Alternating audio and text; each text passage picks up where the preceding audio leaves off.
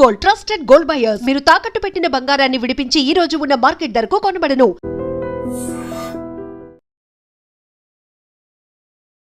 మొదటగా శ్రీలంక, ఆ తర్వాత బంగ్లాదేశ్, ఇప్పుడు నేపాల్, నెక్స్ట్ భారతదేశానికే ఆ పరిస్థితి రాబోతోంది అనేటువంటి విశ్లేషణలు ఎందుకని వినిపిస్తున్నాయి?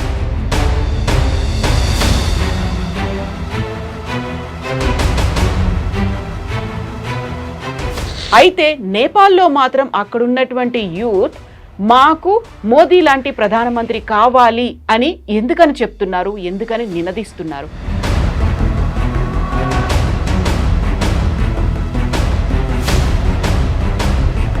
టూ 2008 నుంచి ఇప్పటికి 15 సార్లు ప్రధానమంత్రులు మారారు. సో అది ఒక సిచ్యువేషన్ అక్కడ నేపాల్లో. మనం ఏం చూస్తున్నాం అంటే మన దగ్గర చూడండి, అదే టైంలో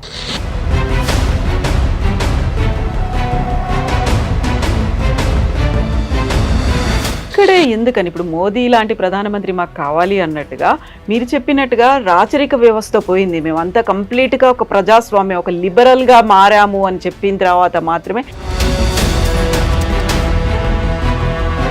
హిందూ రాష్ట్రం ఎందుకు, హిందూ రాష్ట్రమే ఉన్నారు కదా మనం. మహారాజు ఆ ఫ్యామిలీని చంపేసిన తర్వాత ఫస్ట్ నెక్స్ట్ వచ్చిన గవర్నమెంట్ ఏమన్నారు, we are a secular country, we are no longer a Hindu country. Gen Z movement అనేది, బ్యాన్ నెపో కిడ్స్ మూవ్మెంట్, ఇవన్నీ పోయిన తర్వాత మెల్లిగా ఇప్పుడు దాన్ని స్టెబిలైజ్ చేసే ప్రయత్నాలు జరుగుతున్నాయి. స్టెబిలిటీ కావాల్సిందండి. మోదీ గారిని తీసుకెళ్ళి క్లోన్ చేయలేం కదా మనం. అవును.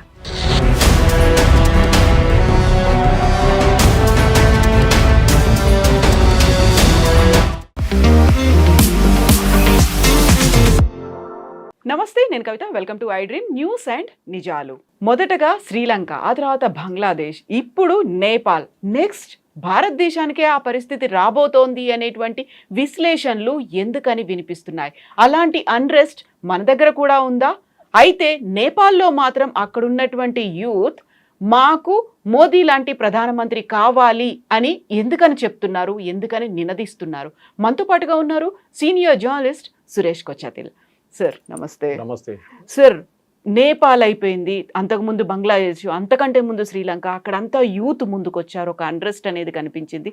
అలాంటి సిచ్యువేషన్ మన దగ్గర కూడా రాబోతోంది అనేటువంటి ఈ అంచనాలు, ఊహాగానాలు, విశ్లేషణలు ఎందుకని వస్తున్నాయి సార్? ఎందుకంటే ఒక ప్యాటర్న్ కనిపిస్తే మీకు ఎప్పుడు నెక్స్ట్ ప్యాటర్న్ 1, 2, 3, 4 అని కౌంట్ చేస్తారు. పాకిస్తాన్ మర్చిపోయాం మనం. పాకిస్తాన్ ఏం గొడవలు ఉండే ఇట్లాంటిది. Pakistan direct army take over చేసుకుంటారు. ఇప్పుడు కూడా అంతే సంగతి పాకిస్తాన్. యాయా ఖాన్ టైం నుంచి పర్వేజ్ ముషర్రఫ్ దాకా మనం దీన్ని ఇండివిజువల్గా అనలైజ్ చేయాల్సి వస్తుంది కవిత గారు. మెయిన్లీ ఫస్ట్ శ్రీలంక తీసుకుందాం. శ్రీలంకలో ఆ గొడవ ఎందుకు జరిగింది?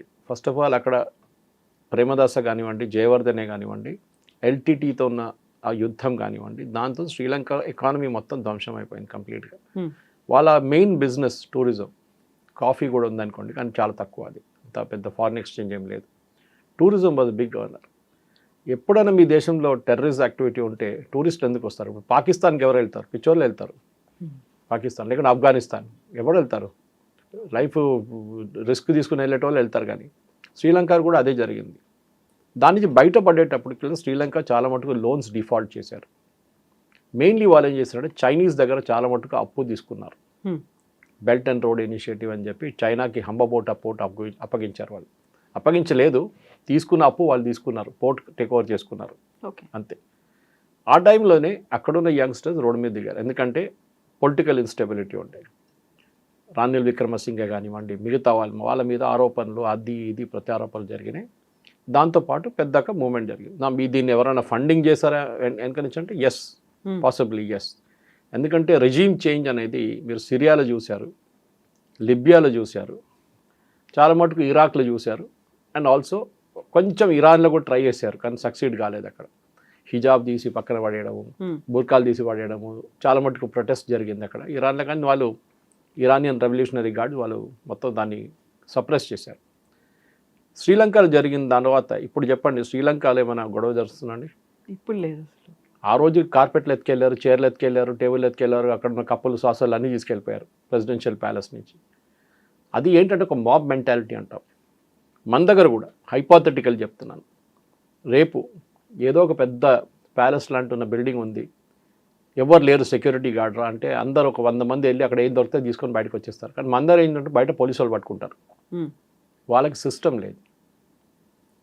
శ్రీలంకలో ఆర్మీ ఈజ్ ప్రొఫెషనలీ ట్రైన్, దాని డౌట్ లేదు. ఎందుకంటే స్పెషల్లీ ఎల్టీటీతోనున్న ఆ గొడవలో Sri Lankan army was one of the best ఆ టైంలో. కానీ మీరు అక్కడి నుంచి శ్రీలంక ఎకనామిక్ స్టేట్ చూడండి, $500 మిలియన్ వాళ్ళకి కావాలి లోన్స్ రోల్ ఓవర్ చేయడానికి. అప్పు తీసుకున్న దానికి వాళ్ళు కడుతున్నది ఇంట్రెస్టే కడుతున్నారు, అప్పు కట్టట్లేదు. ప్రిన్సిపల్ అమౌంట్ అట్లనే ఉండిపోయింది. చైనా వచ్చి డబ్బులు అడుగుతున్నారు, మాకు డబ్బులు ఇవ్వండి, మా డబ్బులు ఇవ్వండి అని చెప్పేసి. ఇది మన పర్సనల్ లోన్ తీసుకున్నట్లు అయిపోతుంది అనమాట. లాస్ట్ ఆడు ఊరేసుకుంటాడు. ఇది అది చేయలేం కదా, as a country you cannot do it. దాని రోల్ ఓవర్లో ఏమైపోయిందో శ్రీలంక క్రైసిస్లో వెళ్ళిపోయింది. నాకు ఇప్పుడు కూడా గుర్తుంది, నేను బ్యాంకాక్ వెళ్తున్నప్పుడు ఒకసారి, ఐ థింక్ 2018 అనుకుంటాను, రాత్రి ఒక 12 అవర్ లే ఆఫ్ ఉండే కొలంబోలో. I didn't get a direct flight, Hyderabad Colombo Bangkok, Sri Lankan airlines. So అక్కడ నేను అంటున్నా 12 అవర్స్ ఉంది కదా రాత్రిపూట. I landed around 9 o'clock. పొద్దున్న దాకా టైం ఉంది, ఒకసారి సిటీ తిరిగి వద్దామని చెప్పి $25 కడితే వీసా ఇస్తారు వాళ్ళు, 1 day వీసా. అప్పుడు వాళ్ళు అన్నారు, సార్ బయట గొడవ నడుస్తుంది పెద్దది, బుద్ధిస్టులు ముస్లింలు కొట్టుకుంటున్నారు అని. సో నేనన్నా అట్లా కూడా ఉంటుందా అని అడిగాను. ఆన్సర్ జరుగుతుంది, పెద్ద గొడవ ఉంది బయట, ఎందుకు మీరు వెళ్తారు, రిస్క్ అది, మీకు పొద్దున ఫ్లైట్ కూడా ఉంది, మీకు వెళ్ళకండి, ఇక్కడే ఉండిపోండి ఎయిర్పోర్ట్లో, సేఫెస్ట్ ప్లేస్ ఇస్ ఎయిర్పోర్ట్ అన్నారు. ఓకే అని ఉండిపోయాను అక్కడ. దానికన్నా మీకు గుర్తున్న చర్చ్లో ఒక బాంబింగ్ జరిగింది శ్రీలంక, చాలా మంది చనిపోయారు. 2018 అనుకుంటాను. సెక్యూరిటీ ల్యాబ్స్ చాలా ఉంటాయి. నేను 18 గురించి మాట్లాడాను, 19 ఇది. శ్రీలంకలో కంటిన్యూస్గా పొలిటికల్ ఇన్స్టెబిలిటీ ఉండే. ఏ దేశమైనా కానీ, బంగ్లాదేశ్, నేపాల్, శ్రీలంక, పాకిస్తాన్, పొలిటికల్ ఇన్స్టెబిలిటీ ఉన్నప్పుడు ఆ దేశం రిస్క్లో ఉంటుంది. ఇప్పుడు ఈ దేశాలన్నీ చిన్న చిన్న దేశాలు, మనం కంపేర్ చేస్తే మన ఉత్తరప్రదేశ్ సైజ్ కూడా ఉండదు శ్రీలంక, బంగ్లాదేశ్ కూడా అంతే. పాకిస్తాన్ ఓకే, ఒక ఉత్తరప్రదేశ్, బీహార్, ఎంపీ కలిపితే ఒక పాకిస్తాన్ తయారవుతారు. కానీ గొడవ జరిగింది ఈ 3 ప్లేస్లు, పాకిస్తాన్లో జరగలేదు. బంగ్లాదేశ్లో జరిగింది రిలీజియస్. సో ఈ $500 మిలియన్ గురించి మాట్లాడు శ్రీలంక, దాన్ని ఫినిష్ చేసేద్దాం ముందు. $500 మిలియన్ రోల్ ఓవర్ ఎవరు చేస్తున్నారు, ఇప్పుడు భారతదేశం చేస్తున్నారు. మొన్న కూడా వాళ్ళ కమ్యూనిస్ట్ ప్రైమ్ మినిస్టర్, ఇప్పుడున్న ప్రైమ్ మినిస్టర్ లెఫ్టిస్ట్, కమ్యూనిస్ట్ అని చెప్పలేము, లెఫ్టిస్ట్. అందరు అన్నారు ఆయన రాగానే కథం భారతదేశం అయిపోయింది, మళ్ళీ చైనాకి వెళ్ళిపోతాడు, చైనా దగ్గర వెళ్ళి డ్యాన్స్ చేస్తాడు అని చెప్పి. ఎక్కడికి వెళ్ళలేదు, స్ట్రైట్ వచ్చాడు భారతదేశానికి వచ్చాడు. అదే $500 మిలియన్ రోల్ ఓవర్ చేయమన్నారు మోదీ గారు, రిక్వెస్ట్ చేశారు. మన ఎస్బీఐతోనో మిగతా బ్యాంక్స్తోనో దాన్ని రోల్ ఓవర్ చేసేసాం. దాన్ని ఇదే సిచ్యువేషన్ ఇంకో సిచ్యువేషన్ మనకి మాలిలో జరిగింది, మాల్డీవ్స్లో. మాల్డీవ్స్ చైనా దగ్గర మొత్తం వెళ్ళిపోయారు, కంప్లీట్ ఇండియా అవుట్ అని చెప్పి క్యాంపెయిన్ నడిపించి వాళ్ళకి ఎలక్షన్ గెలిచారు. ఇండియా అక్కడి నుంచి అవుట్ అయిపోవాలి. Of course it has no relation to శ్రీలంకలో ఏం జరిగింది. అండ్ ఒక ఎగ్జాంపుల్ ఎందుకు ఇస్తున్నా అంటే, భారతదేశం వాళ్ళ ఇన్ఫ్లుయెన్స్ ఎక్కడెక్కడ యూజ్ చేస్తుందని అని చెప్పి. 6 నెలల తర్వాత చైనా వాళ్ళకి డబ్బులు ఇవ్వడం బంద్ చేసేసారు. అదే మొయిజు భారతదేశానికి వచ్చి మోదీ గారిని కలిసి, నాకు ఒక $50 మిలియన్ కావాలి, సౌదీ అరేబియా దగ్గర నుంచి అప్పులు తీసుకున్నాం మేము, అది కట్టాలని చెప్పారు. మోదీ గారు ఓకే అన్నారు, రోల్ ఓవర్ క్రెడిట్ ఇచ్చారు మన ఇండియన్ బ్యాంక్స్ నుంచి. నెక్స్ట్ ఒక 2 నెలల తర్వాత వచ్చి మళ్ళీ నాకు ఇంకో $50 మిలియన్ కావాలన్నారు. సరే ఇచ్చేద్దాం, మళ్ళీ ఇదన్నీ లోన్ కదా, ఎప్పుడో ఒక రోజు తిరిగి వస్తుంది. కానీ మనం కండిషన్ పెట్టాం, మా ఇండియన్ నేవీని తీసేయమన్నారు కదా, వాళ్ళు అక్కడే ఉంటారు, మీరు మాట్లాడకండి, మేము కూడా మాట్లాడాం. మన డార్నియర్ ఎయిర్క్రాఫ్ట్ కానీ మన హెలికాప్టర్ అక్కడ ఉంది, చైనాని వాచ్ చేయడానికి. వీళ్ళందరూ తీసేయాలని చెప్పి చేపించిన క్యాంపెయిన్ మొయిజుది ఎలక్షన్కి వెళ్ళడానికి. కానీ ఎలక్షన్ తర్వాత సిచ్యువేషన్ మొత్తం మారిపోయింది. బంగ్లాదేశ్కి వద్దాం. బంగ్లాదేశ్ మీరు స్టార్టింగ్ నుంచి చూడండి, బంగ్లాదేశ్ 71 క్రియేషన్ చెప్పొచ్చు మనం, దానికన్నా ముందు పాకిస్తాన్ చేతిలో. షేక్ ముజీబుర్ రెహమాన్ చంపింది మొత్తం ఒక కాన్స్పిరసీ ఉండే. దాంట్లో మన ఫెయిలియర్ చాలా పెద్దది. రీసెర్చ్ అండ్ అనాలిసిస్ వింగ్కి ఒక 2 రోజుల ముందే ఇన్ఫర్మేషన్ వచ్చేసింది, ముజీబుర్ రెహమాన్ మొత్తం ఫ్యామిలీని చంపేస్తారు వాళ్ళు. అక్కడ ఉన్న కొన్ని టెర్రరిస్ట్ గ్రూప్స్, టెర్రరిస్ట్ అని చెప్పలేము, ఆ టైంలో మిలిటెంట్ గ్రూప్స్ అని చెప్పొచ్చు. బంగ్లాదేశ్లో జరిగింది. మన హెలికాప్టర్ పంపించినా కానీ the helicopter didn't reach in time and Mujibur Rahman గారిని చంపేశారు. Only Sheikh Hasina escaped. ఫ్యామిలీలో తన ఒక్కదే, ఆమె I think she was not in Dhaka at that time. అప్పుడు దాని తర్వాత మనం చూసాం రెగ్యులర్గా ఇన్స్టెబిలిటీ. జియావుర్ రెహమాన్ అక్కడ కూడా ఆర్మీ రూల్ ఉండే, మళ్ళీ ఆమె వాళ్ళ హిజ్ వైఫ్ కేమ్ ఇన్. దాని తర్వాత షేక్ హసీనా. సరే అక్కడ ఎలక్షన్ అనేది బంగ్లాదేశ్ కానీ పాకిస్తాన్ కానీ ఎలక్షన్ అనేది నడవదు. అక్కడ మన రాహుల్ గాంధీ అక్కడ వెళ్ళి ఓట్ చోరీ అని చెప్పాలి, కానీ ఇక్కడ కాదు అది. అక్కడ ఎవరు కావాలంటే వాళ్ళు చేసుకుంటారు. అట్లా వాళ్ళకి ఎలక్ట్రానిక్ ఓటింగ్ లేదు, ఏం లేదు, బ్యాలెట్ పేపర్. ముందు బీహార్లో ఎలక్షన్ ఎట్లా నడుస్తుంటే అట్లనే ఉంటుంది, అని వేసి చాప్ కొట్టేసి వేస్తూనే ఉంటారు డబ్బలో. షేక్ హసీనా చేసిన చాలా తప్పులు ఉన్నాయి, దాంట్లో డౌట్ లేదు. కానీ బంగ్లాదేశ్ నడిపియాలంటే మీరు ఒక డిక్టేటర్ కావాలి మీకు అక్కడ. మనలా కాదు, డెమోక్రసీ కొంచెం ఎక్కువైపోతే కూడా ప్రాబ్లం అవుతుంది. సో అక్కడ Sheikh Hasina became a dictator. దాని వ్యతిరేకంగా అక్కడ ఉన్న ప్రజలు కోర్స్ ప్రొటెస్ట్ ఢాకా యూనివర్సిటీ నుంచే స్టార్ట్ అయింది అనుకోండి. ఇన్ఫ్యాక్ట్ 71లో మన బంగ్లాదేశ్ లిబరేషన్ స్టార్ట్ అయినప్పుడు కూడా ఒరిజినల్ ప్రొటెస్ట్ స్టార్ట్ అయింది ఢాకా యూనివర్సిటీ నుంచే. అప్పుడు కూడా యంగ్స్టర్స్ ఉన్నారు. సో మనందరూ జెన్జీ అని ఒక వర్డ్ యూజ్ చేస్తున్నారు వీళ్ళందరూ. It's మిస్కన్సీవ్డ్ word. జెన్జీ కాదు ఇది. ప్రాబ్లమ్స్ డిఫరెన్స్ ఉన్నాయి. బంగ్లాదేశ్లో రిలీజియస్ ఒక టాప్లింగ్ ఉండేది, అంటే భారతదేశం వ్యతిరేకంగా చేశారు. దానికోసం షేక్ హసీనా దుబాయ్కి వెళ్ళలేదు. ఆమె హిండన్ ఎయిర్ ఫోర్స్ బేస్కి వచ్చి పంజాబ్ దగ్గర, ఢిల్లీ దగ్గర, అక్కడి నుంచి she came back to wherever she is no. We don't know. మనకు ఇండియాలో ఉంది కానీ ఇండియన్ ఆర్మీ ప్రొటెక్షన్లో ఉన్నారు, ఇండియన్ గవర్నమెంట్ ప్రొటెక్షన్లో ఎక్కడ ఉందో మనకు తెలియదు. ఎందుకంటే ఒక టైంలో నేను చెన్నైలో చదువుతున్నప్పుడు, మెడ్రాస్ అప్పుడు, మా కాలేజ్ తరామణిలో ఉండే, హోటల్ మేనేజ్మెంట్ కాలేజ్. అక్కడి నుంచి ఒక కిలోమీటర్ దూరంలో ఒక పెద్ద బిల్డింగ్ ఉంది అడయార్ వైపు, ఇందిరానగర్ అని దాని పేరు. బకింగ్హామ్ కెనాల్స్ నుంచి క్రాస్ చేయగానే ఇందిరానగర్ స్టార్ట్ అయింది. అక్కడ పెద్ద ఒక బిల్డింగ్ ఉండే. దాని పక్క నుంచి ఎవరిని వెళ్ళనియరు. ఈవెన్ 300 మీటర్ దూరం కూడా ఎవరిని వెళ్ళి, మొత్తం ఇండియన్ ఆర్మీ గార్డ్ చేస్తున్నారు దాన్ని. ఎవర్రా అని చెప్పి మన తర్వాత మేము కనుక్కుంటే దాంట్లో వెల్లుపిల్ల ప్రభాకర్ ఉన్నారు దాంట్లో. That time he was being trained by India. అది సపరేట్ స్టోరీ. వేలుపిల్ల ప్రభాకర్ని మనం భస్మాసుర్ లాగా తయారు చేసాం, మన తల మీద తీసుకొచ్చి చేయబెట్టాడు లాస్ట్లో. వేలుపిల్ల ప్రభాకర్కి ట్రైనింగ్ మన హిమాచల్ ప్రదేశ్లో ఇచ్చాం. ఇదే ధను, రాజీవ్ గాంధీని చంపిన ధను కూడా అక్కడ ఉండే అదే టైంలో ట్రైనింగ్లో. మనం చేసిన అది దట్స్ కాంగ్రెస్ చేసిన పెద్ద ఒక తప్పది. Bangladesh finish story. Sri Lanka was a more of economic, Bangladesh political come religious. హిందువులు మీరు అత్యాచారాలు, హిందూ టెంపుల్స్ ధ్వంసం చేయడం, హిందూ ఫ్యామిలీస్ని చంపేయడం అంతా జరిగింది. ఒక ట్విన్ ఏం ఉండే అక్కడ, జమైతే ఇస్లామీ అక్కడ డామినెంట్ బ్యాక్గ్రౌండ్ ఫోర్స్. ఎలక్షన్లో వాళ్ళు పోటీ చేయరు, కానీ వాళ్ళు ఇట్లాంటి పనులన్నీ చేస్తారు. ధ్వంసం చేయడము, గుడ్లను పాలగొట్టడం అంతా వాళ్ళ పని, వాళ్ళ స్పెషాలిటీ అది. షేక్ హసీనా సీన్ నుంచి బయటకు వచ్చేసింది. అండ్ మన అందరికి తెలుసు ఇప్పుడు కూడా బంగ్లాదేశ్ స్టేబుల్గా లేదు. వర్కింగ్ ప్రెసిడెంట్ ఉన్నారు, అంతా ఉన్నారు, కానీ మహమ్మద్ యూసుఫ్ కానీ ఆయన కంట్రోల్ చేయలేకపోతున్నారు. వర్కింగ్ ప్రెసిడెంట్ అంటే కాన్సెప్ట్ ఏంటండి? అడ్వైజర్. అడ్వైజర్ చెక్ మీద సంతకం పెట్టగలడా? లేదు కదా. అడ్వైజర్ అయినా అంతే. దానికోసం బంగ్లాదేశ్ ఇప్పుడు కూడా బయటపడలేదు. కానీ బంగ్లాదేశ్కి సపోర్ట్గా వస్తుంది యుఎస్. ఎందుకంటే యుఎస్కి బంగ్లాదేశ్లో బేస్లు కావాలి, నేవల్ బేస్. అక్కడ నుంచి మొత్తం బే ఆఫ్ బెంగాల్ నుంచి మలకా స్ట్రేట్స్ దాకా, విచ్ ఇస్ బియాండ్ అండమాన్స్, అక్కడి నుంచి మొత్తం వాచ్ చేసుకోవచ్చు. దానికోసం మయన్మార్లో కూడా యుఎస్ 2 బేసులు పెట్టుకున్నారు సీక్రెట్గా. అక్కడి నుంచి కూడా చైనాని మొత్తం వాళ్ళు ట్రాక్ చేయొచ్చు అన్నమాట. మయన్మార్లో కూడా ఇదే జరిగింది. మీరు చూస్తుంటారు, ఆంగ్ సాన్ సూచీ వచ్చింది, దాని తర్వాత దానికన్నా ముందు ఆర్మీ రూల్, దాని తర్వాత ఆంగ్ సాన్ సూచీ, తర్వాత మళ్ళీ ఆర్మీ రూల్, మళ్ళీ రేపు ఇంకో డెమోక్రసీ రాదు అక్కడ. ఎప్పుడు పనిచేయదు వాళ్ళ కంట్రీలో డెమోక్రసీ. బంగ్లాదేశ్ లాగానే. శ్రీలంకలో ఓకే అని చెప్పొచ్చు, జస్ట్ అబౌట్ ఓకే. పాకిస్తాన్ మళ్ళీ చెప్పక్కర, డిజాస్టర్ అది. నేపాల్ ఇంకో కేసు. ఇప్పుడు జరిగింది అదే కదా, మన నేపాల్ జరిగింది. ఇంటర్నెట్ బంద్ చేసేసారు. దానికోసం మేము గవర్నమెంట్ని కిందకి దింపేశాం. ఇదొక అన్నిటికంటే సిల్లీ ఎక్స్క్యూజ్ ఇది. ఎందుకంటే మన దగ్గర చిన్న ఒక గొడవ జరిగితే కూడా ఫస్ట్ ఇంటర్నెట్ ఆఫ్ చేసి పడేస్తారు గవర్నమెంట్. సో దట్ మీరు వాట్సాప్ పంపించలేరు, మీరు టెలిగ్రామ్ పంపించలేరు, సిగ్నల్ ఏం యూజ్ చేయలేరు మీరు. కొంతమంది VPN రూట్తో దాన్ని బైపాస్ చేస్తారు. అది సపరేట్ టెక్నాలజీ. అందరికి VPN రాదు, టెక్నాలజీ రాదు. సో మన దగ్గర నేపాల్లో మన జరిగిన గొడవ బేసిక్లీ అక్కడ ఎకనామిక్. అక్కడ యంగ్స్టర్స్కి ఉద్యోగాలు లేవు, అక్కడ హయ్యర్ టెక్నాలజీ ఇన్స్టిట్యూట్స్ ఎక్కువ లేవు. సో అక్కడ ఉన్న 2 ఫీల్డ్స్, వాళ్ళకి డబ్బులు వచ్చేది 2 ఫీల్డ్స్. ఒకటి టూరిజం, పశుపతినాథ్ కానివ్వండి, పోఖ్రా అటువైపు వెళ్ళినా కొన్ని టూరిస్ట్ స్పాట్స్ ఉంది, ట్రెక్కింగ్కి వస్తారు చాలామంది అక్కడికి. అది కాకుండా మౌంటైనరింగ్, ఎవరెస్ట్ బేస్ క్యాంప్ కానివ్వండి, ఎవరెస్ట్కి, కంచన్జంగా, ఇదన్నీ కవర్ చేయడానికి 2 వైపుల నుంచి వెళ్ళొచ్చు ఎవరెస్ట్కి. ఒకటి నేపాల్ వైపు నుంచి, ఇంకోటి చైనా వైపు నుంచి. సో ఎక్కడ వెళ్ళినా కానీ మీకు డబ్బులు కావాలి. ఎందుకంటే ఎవరెస్ట్ బేస్ క్యాంప్ కూడా మీకు ఒక 2-3 లక్షలు ఈజీగా ఖర్చు అవుతుంది. అది ఎవరెస్ట్ అంటే మనం చెప్పక్కర్లేదు, 20-25 లక్షల దాకా పోతుంది. ఎందుకంటే సపోర్ట్ సిస్టమ్ ఒకటి, గవర్నమెంట్ కట్టాల్సిన లైసెన్స్ ఫీ ఒకటి ఉంటుంది. అది కాకుండా మీరు ఎయిర్పోర్ట్లో దిగారు, ఏ ప్లేన్లో వచ్చారు, ఆ డబ్బులు కూడా ఆ కంపెనీది. అక్కడి నుంచి మీరు ట్యాక్సీ తీసుకున్నారు, అక్కడి నుంచి హోటల్కి వెళ్ళారు, ఎవ్రీబడి ఆ చైన్లో అందరు సంపాదించారు డబ్బులు. అది నేపాల్లో ఎర్త్క్వేక్ వచ్చిన తర్వాత, రెగ్యులర్గా ఇప్పుడు ఎర్త్క్వేక్స్ వస్తుంది నేపాల్లో. ఫస్ట్ వచ్చింది చాలా ఘోరమైంది. అప్పుడు మనం కూడా సహాయం చేసాం చాలా మటుకు. నేపాల్ ఎకానమీ మొత్తం అన్స్టేబుల్ అయిపోయింది. అక్కడే ప్రాబ్లం స్టార్ట్ అయ్యింది. ఉద్యోగాలు లేవు. ఉద్యోగాలు లేనప్పుడు ఏం చేస్తారు కవిత గారు? రోడ్డు మీద దిగుతారు.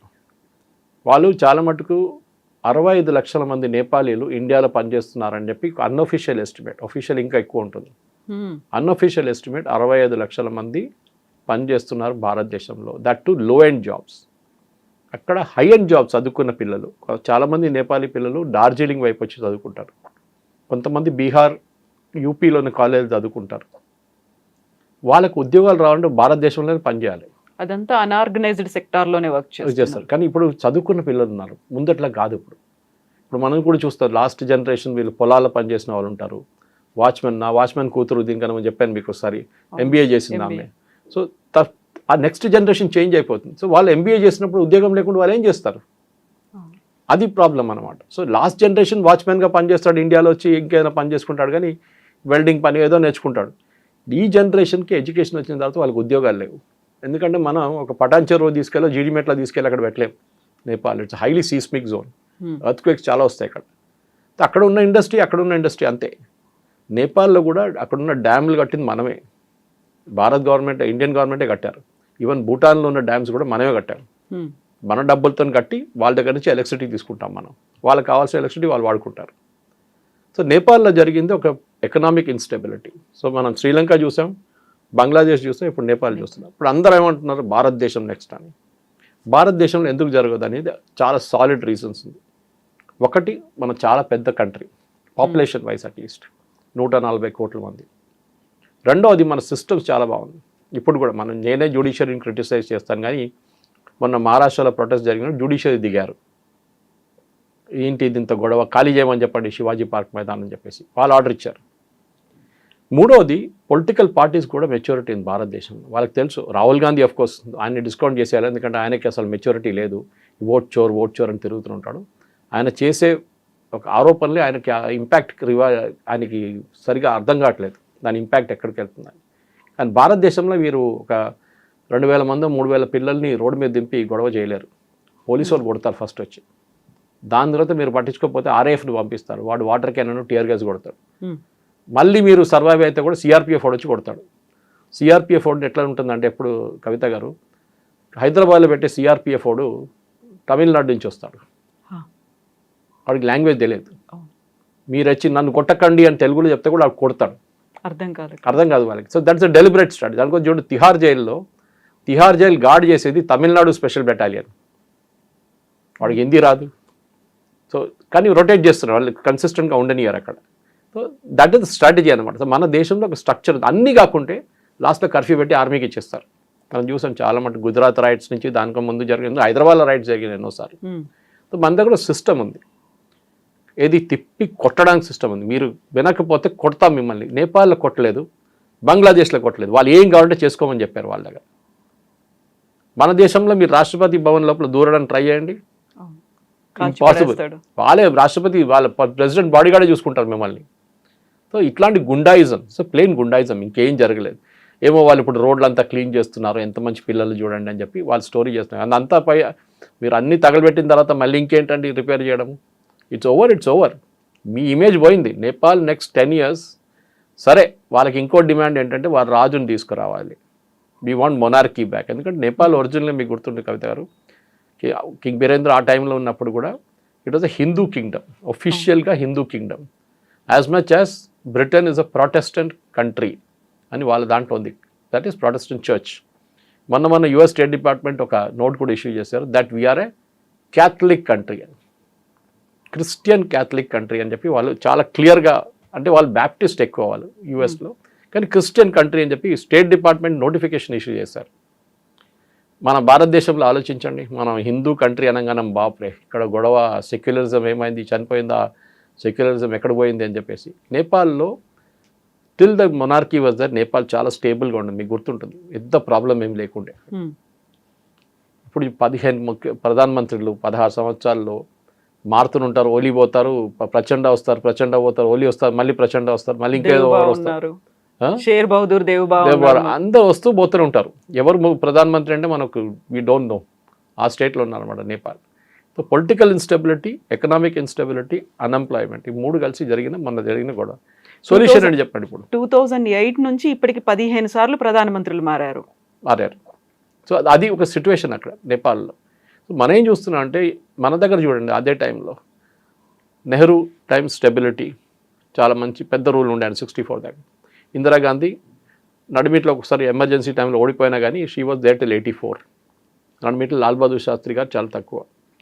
దాని తర్వాత చిన్నగా ఇన్స్టెబిలిటీ ఉండే, చంద్రశేఖర్, దేవగౌడ, ఇందర్ కుమార్ గుజ్రాల్, కోయిలేషన్ గవర్నమెంట్. దాని తర్వాత వాజ్పేయి తర్వాత నరసింహరావు తర్వాత మన్మోహన్ సింగ్ తర్వాత మోదీ. మన్మోహన్ సింగ్ 10 సంవత్సరాలు, నరసింహరావు గారు 5 సంవత్సరాలు, వాజ్పేయి గారు 5 సంవత్సరాలు, మోదీ గారు 11 years. మన దగ్గర పొలిటికల్ స్టెబిలిటీ ఉంది. పొలిటికల్ స్టెబిలిటీ ఎప్పుడు వస్తుందంటే మీ ఓటర్స్కి ఒక మెచ్యూరిటీ ఉన్నప్పుడు వస్తుంది. మనం ఎప్పుడు అనుకుంటే ఊరోళ్ళు ఏం ఓటేస్తారు లేదు, వాళ్ళకి 2,000 రూపాయలు ఇస్తే నాకే ఓటేస్తాడని చెప్పేసి అదంతా ఉంటుందిలే. బహుశా ఉండొచ్చు 10 మందిలో 2 మందో 2-3 తీసుకుని ఉంటారు డబ్బులు. కానీ at the end of the day మన డెమోక్రసీ సర్వైవ్ అయింది ఇన్ని సంవత్సరాల నుంచి. We are the world's biggest democracy. అట్లా పాపులేషన్ వైజ్ 100 కోట్ల ఓటర్స్ ఉన్నారు మన దగ్గర. ఇప్పుడు 140 కోట్ల పాపులేషన్, 100 కోట్ల మంది ఓటేస్తారు. Technical they are capable of voting. అది బంగ్లాదేశ్లో లేదు. మీరు బంగ్లాదేశ్లో లాస్ట్ ఎలక్షన్ ఎప్పుడు విన్నారండి? షేక్ హసీనా గెలిచిన ఎలక్షన్. నేపాల్ ఎప్పుడైనా ఎలక్షన్ గురించి విన్నారా? శ్రీలంకలో, ఈ భారతదేశంలో ఎలక్షన్ కన్నా పెద్ద పండుగ మన దగ్గర. ఇక్కడ 2024 కానివ్వండి, దాని ముందు 2019 కానీ, దాని ముందు 2014 కానివ్వండి, పెద్ద పండుగలాగా చేస్తారు మన ఎలక్షన్ అనమాట. Entire world watches with this. మొత్తం లోకం చూస్తూనే ఉంటారు ఏం జరుగుతుందో భారతదేశంలో అని చెప్పి. ఎంత స్మూత్గా నడిపిస్తారు ఎలక్షన్ ఇక్కడ అని. ఆ స్మూత్నెస్ మీకు ఎక్కడ లేదు. సో పొలిటికల్ దానికోసం మీరు అడిగిన ప్రశ్నలో ఒక క్వశ్చన్ కూడా అదే ఉండే, మోదీ గారు కావాలి మాకు. అది నేను చూసాను, ఆ వీడియో చూసాను యూట్యూబ్లో. కరెక్ట్. ఎందుకంటే political leadership, strong political leadership ఉన్నప్పుడు ఏ దేశమైనా బయట ఉన్నప్పుడు ట్రంప్ కూడా భయపడ్డాడు మోదీ గారితో. హీ న్యూ దట్ మోదీ గారిని ఇంత ట్విస్ట్ చేయలేము, మెక్సికోని చేసినట్టు, కెనడాని చేసినట్లు, వియట్నాం చేసినట్టు మోదీ గారిని మనం బ్లాక్మెయిల్ చేయలేము, లేకుంటే ఆయన మీద ప్రెషర్ పెట్టలేము అని తెలిసిపోయింది వాళ్ళకి క్లియర్గా. సో ఇప్పుడు మెచ్యూర్గా మాట్లాడుతున్నారు. దాంట్లో మెట్ల నవారోనో వాళ్ళు ఎవరో వచ్చి లేనిపోయిన బ్రాహ్మిన్స్ బిజినెస్ చేస్తున్నారు ఇండియా అని చెప్పి స్టేట్మెంట్ అని ఇచ్చారు. సో మనకు పొలిటికల్ స్టెబిలిటీ చాలా ఇంపార్టెంట్. మనం ఎప్పుడు గాస్ ఈజ్ ఆల్వేస్ గ్రీనర్ అది అదర్ సైడ్ అంటారు ఇంగ్లీష్లో. ఇక్కడ కూర్చొని బ్రిటన్ చూడండి, యూఎస్ చూడండి అంటాం. మీరు బయటికి వెళ్ళి ఇక్కడ చూడండి. భారత్ జీడిపి 7% తక్కువ ఉంది, మన 6.57 ఉంది. ఎకనామిక్ స్టెబిలిటీ ఉంది, మనకి $700 బిలియన్ ఫారిన్ ఎక్స్చేంజ్ మన దగ్గర ఉంది. స్టాక్ మార్కెట్ స్టేబుల్గా ఉంది. All our institutions are working well. సరే అక్కడిక్కడ ప్రాబ్లమ్స్ ఉంటాయి, ఏ దేశంలో లేదండి అది. ఇంత పెద్ద 140 కోట్ల మంది ఉన్న దేశం డెఫినెట్లీ ప్రాబ్లమ్స్ ఉంటుంది. కొంతమంది అంటారు ఇంకా పావర్టీ ఉందంటారు, తినడానికి మనుషులు తిండి లేదంటారు. 80 కోట్ల మందికి రేషన్ ఇస్తున్నారు ఫ్రీగా. ఏ దేశం ఇస్తారు చెప్పండి? వాళ్ళు పాకెట్ నుంచి ఖర్చు పెట్టేపోయే 3,000 రూపాయలు, 4,000 రూపాయలు, 5,000 రూపాయలు బియ్యం కొనడానికి, పప్పు కొనడానికి, మిగతా ఐటమ్ కొనడానికి ఇప్పుడు వాళ్ళు సేవింగ్ చేసుకుంటున్నారు. మన పేదోళ్ళ గురించి మాట్లాడుతాం. వాళ్ళకి సేవింగ్ క్యాష్ ఉంటుంది వాళ్ళ చేతిలో. ఒకరోజు పనికి పోకపోతే కూడా మీకు బియ్యం ఇంట్లో ఉంది. So that is the stability that you need to bring. Economic stability ఒకటి. దానికోసం మోదీ గారికి అందరూ చాలా కొంతమంది కావాలంటే దీంతో కామెంట్ వచ్చి కొడతారు, మోదీ సురేష్ కోచాట్లు ఆర్ఎస్ఎస్ మనిషి అని చెప్పేసి. No problem. కానీ మనం బయట నుంచి చూస్తున్నప్పుడు తెలిసిపోతుంది స్టెబిలిటీ అంటే ఏంటి. ఒక స్టేబుల్ ప్రైమ్ మినిస్టర్ ఉండడం చాలా ఇంపార్టెంట్. ట్రంప్ని చూసి చాలామంది నవ్వుతున్నారు ఇప్పుడు, ఎందుకంటే ఈజ్ అన్ప్రెడిక్టబుల్. ఒకరోజు ఒకడంటాడు, పిల్లి నల్లదంటాడు, నెక్స్ట్ డే అంటే కాదు కదా అది పిల్లి తెల్లదంటాడు. మారిపోతుంది ఆయన డైలాగులు అన్నమాట. మోదీ గారు అట్లా కాదు. మోదీ గారు స్టేబుల్గా ఫంక్షన్ చేస్తున్నారు. ఇక్కడ ముందు మన్మోహన్ సింగ్ గారు కూడా చేశారు, కానీ అంత పవర్ లేకుండే ఆయన దగ్గర. మోదీ గారి దగ్గర ఉండే డిసిషన్ మేకింగ్ పవర్ లేకుండే. ఎందుకంటే decision making power Sonia Gandhi దగ్గర ఉండే. సో ఆ ఒక స్టెబిలిటీ భారతదేశంలో ఉన్నప్పుడు దాకా మనకి నేపాల్లో జరిగింది కానీ, శ్రీలంకలో జరిగింది కానీ, దాని తర్వాత బంగ్లాదేశ్లో జరిగింది ఎక్కడ మన దేశంలో జరగదు. That is taken for granted. అన్నిటికంటే important, before I miss the point is, మన ఆర్మీ ఈజ్ పొలిటికలీ న్యూట్రల్. ఇవాళ దాకా మన ఆర్మీ ఏ పొలిటికల్ ఇన్సిడెంట్లో కూడా వాళ్ళు ఎప్పుడు వైలేట్ చేయలేదు. ఆపరేషన్ బ్లూ స్టార్ టైంలో కొంచెం ప్రాబ్లం ఉండే సిక్ రెజిమెంటల్ సెంటర్లో, అది కానీ అది సార్ట్అవుట్ చేసుకున్నారు అప్పుడే. కానీ మన ఆర్మీ ఎప్పుడు ఇంటర్ఫియర్ కారు. ఇవాళ దాకా మీరు ఏదో భూకంపం వచ్చినా కానీ, వరదలు వచ్చినా కానీ ఆర్మీ వాళ్ళు కనిపిస్తారు. వాళ్ళు అదర్వైజ్ సివిలియన్తోని వాళ్ళకి ఎక్కువ టచ్ ఉండదు. వాళ్ళు పని చేసుకుంటారు, వాళ్ళు ఇచ్చిన మ్యాండేట్ చూసుకుంటారు. ఆపరేషన్ సింధూర్ లాంటి ఒక చిన్న ఘర్షణ జరిగితే అది చూసుకోమన్నారు, అదంతా వాళ్ళు చేశారు బాగానే. సో ఇండియన్ ఆర్మ్ ఫోర్సెస్ వాళ్ళ పని వాళ్ళు చూసుకుంటున్నారు, వాళ్ళు పొలిటిక్స్కి రారు. కానీ పాకిస్తాన్ అట్లా కాదు, బంగ్లాదేశ్లో కాదు. పాకిస్తాన్ జనరల్స్ చూడండి, యాయా ఖాన్ టైం నుంచి పర్వేజ్ ముషర్రఫ్, ఇప్పుడు కూడా ఉన్న అసీం మునీర్, వీళ్ళందరికీ లండన్లో పెద్ద పెద్ద ఇల్లు ఉంటుంది ఒఫీషియల్గా.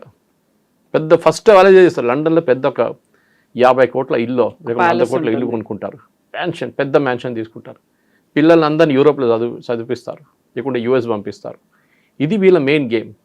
సో సో అక్కడున్న దేశంలోని డబ్బులన్నీ తీసుకెళ్ళి బయట పెట్టి వీళ్ళు బిజినెస్ నడిపిస్తారు. సేమ్ థింగ్ విత్ ఇప్పుడు షేక్ హసీనా డబ్బులన్నీ దుబాయ్లో ఉందంటున్నారు, లేకుంటే లండన్లో ఉందంటున్నారు. పాసిబ్లీ బహుశా ఉండొచ్చు. ఓకే, బట్ మన దేశంలో అట్లా ఎవరైనా చెప్తుంటారు? మన దేశంలో అట్లా ఆరోపణ రావు చాలా తక్కువ. సరే, స్విస్ బ్యాంక్లో డబ్బులు ఉందని చెప్తారు చాలామంది, కానీ దానికి ఏం ప్రూఫ్ లేదు. సుప్రీంకోర్టు అపాయింటెడ్ కమిషన్ దానికి అది సపరేట్ స్టోరీ అది. కానీ ఒక economic stability, political stability and of course military wise stability ఉంటే ఏ దేశంకి ఏ ప్రాబ్లం ఉండదు. ఇక్కడే ఎందుకని ఇప్పుడు మోదీ లాంటి ప్రధానమంత్రి మాకు కావాలి అన్నట్టుగా మీరు చెప్పినట్టుగా రాచరిక వ్యవస్థ పోయింది, మేమంతా కంప్లీట్గా ఒక ప్రజాస్వామ్యం, ఒక లిబరల్గా మారాము అని చెప్పిన తర్వాత మాత్రమే ఇలాంటి ఒక అన్స్టెబిలిటీ వచ్చింది.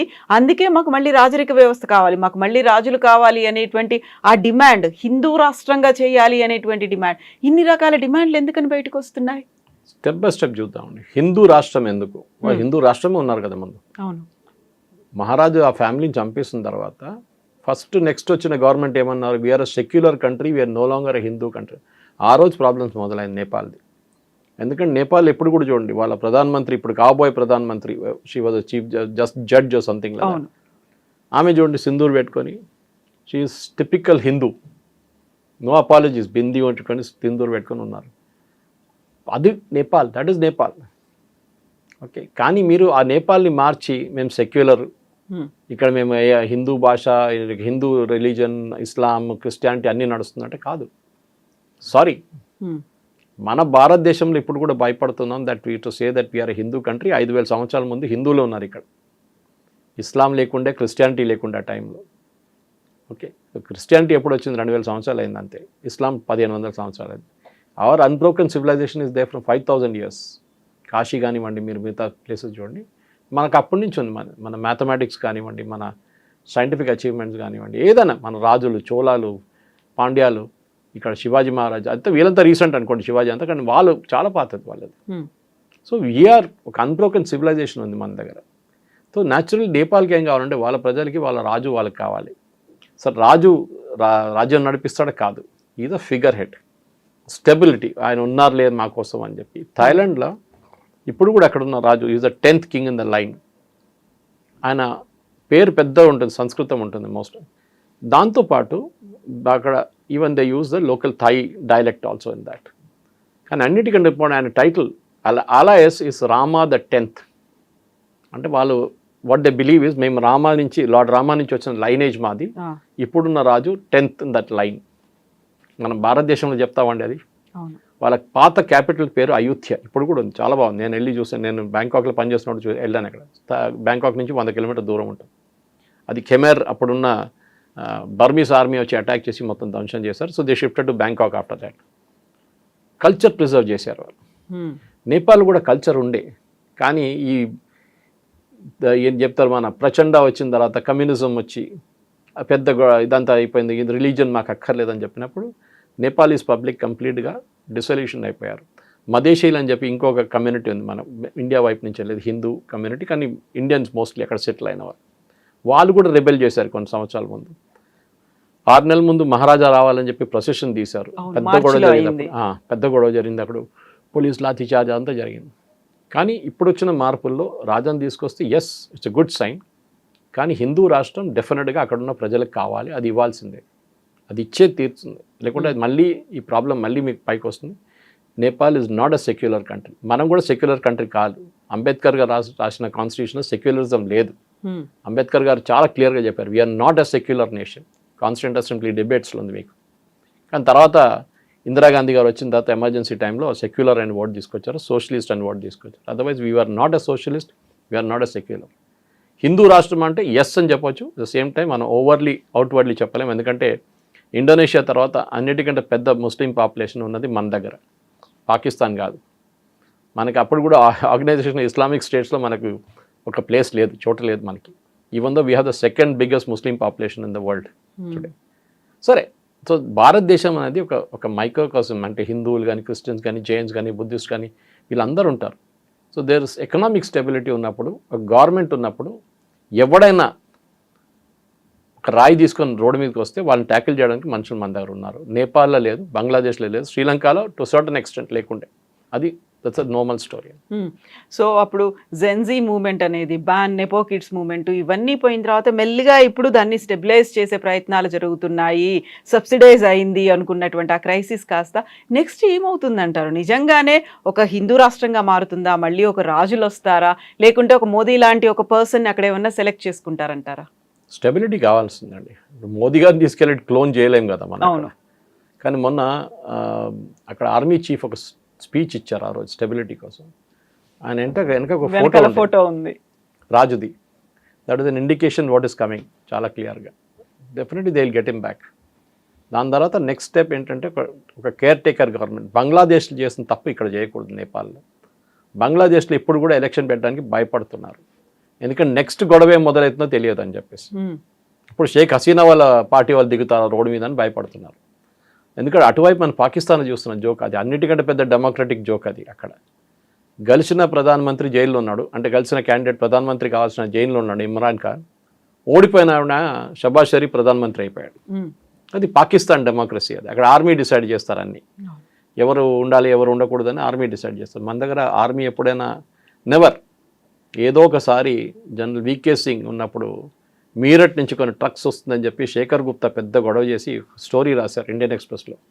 కూ జరుగుతుంది ఢిల్లీలో, గవర్నమెంట్ టేక్ ఓవర్ చేస్తున్నారని చెప్పి. ఇది వీళ్ళ గొడవ ఇప్పుడు ఉన్నది. మొన్న కూడా ఎవరో నాకు ట్వీట్ పంపించి, అరే పాకిస్తాన్ హ్యాండిల్స్ అందరు చెప్తున్నారు Indian army is one happy with Modi అని. ఇండియన్ ఆపరేషన్ సింధూర్ సమయంలో గొడవలు జరిగాయి ఇద్దరి మధ్యలో అనేది. So there is nothing of that sir. Indian army అపొలిటికల్గా ఉంటుంది. ఒకటి మన కమాండ్ స్ట్రక్చర్ డివైడ్ ఉంది. పాకిస్తాన్లో అసీం మునీర్ ఆర్మీ చీఫ్ ఉన్నారు. నేవీ చీఫ్ పేరు చెప్పండి నాకు, ఎయిర్ ఫోర్స్ చీఫ్ పేరు చెప్పండి. ఓన్లీ ఆర్మీయే వినిపిస్తుంది అంతే. మన దగ్గర అట్లాగా మన దగ్గర డివిజన్ ఆఫ్ కమాండ్ ఉంది. మన దగ్గర సిడిఎస్ ఉన్నారు, దాని తర్వాత ఆర్మీ, ఎయిర్ ఫోర్స్, నేవీ, దాని తర్వాత పారామిలిటరీ ఫోర్సెస్.